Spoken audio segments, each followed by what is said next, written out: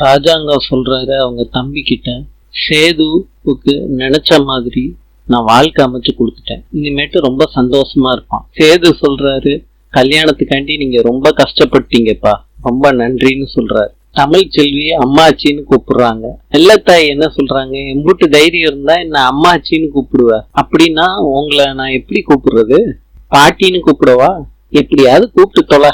வெள்ளத்தாய் சொல்றாங்க தமிழ் செல்வி கிட்ட, உனக்கு எவ்வளவு தைரியம் இருந்தா நீ 12 மணி முடியும் தூங்குவ, நீ 12 மணி முடியும் தூங்குறதுக்கு மகாராணி இல்ல, இந்த வீட்டு மருமக, அத மறந்துடாத. காலையில 5 மணிக்கு எந்திரிச்சு எல்லா வேலையும் நீ தான் செய்யணும், புரிஞ்சுச்சா, போடின்னு சொல்லி பாட்டி அனுப்பி விட்டுறாங்க.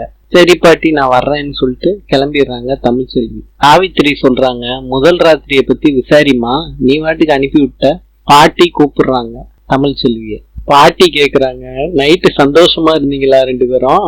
அப்ப சேது சொன்னது ஞாபகத்துக்குள்ள வருது தமிழ் செல்விக்கு. பாட்டி நான் வேற என்ன மாதிரி சொல்லணுமா, நீ ஒன்னும் சொல்ல தேவையில்லை, போடி. சேது சொல்றாரு தமிழ் செல்வி கிட்ட, நேத்து நைட்டு நான் உனக்கு ஒரு பரிசு கொடுத்தேனே, அதை திறந்து பாத்தியா?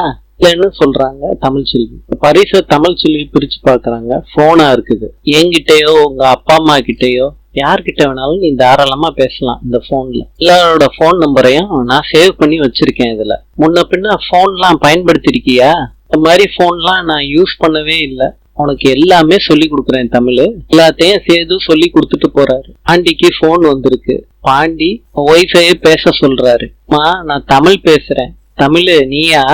மா சேது எனக்கு புது போன் வாங்கி கிஃப்டா கொடுத்துருக்காங்கம்மா, இந்த போன்ல தான்மா பேசிக்கிட்டு இருக்கேன். காலையிலே பேசிருக்கலாம்லடி, நான் எந்திரிச்சதே 12 மணிதாம்மா.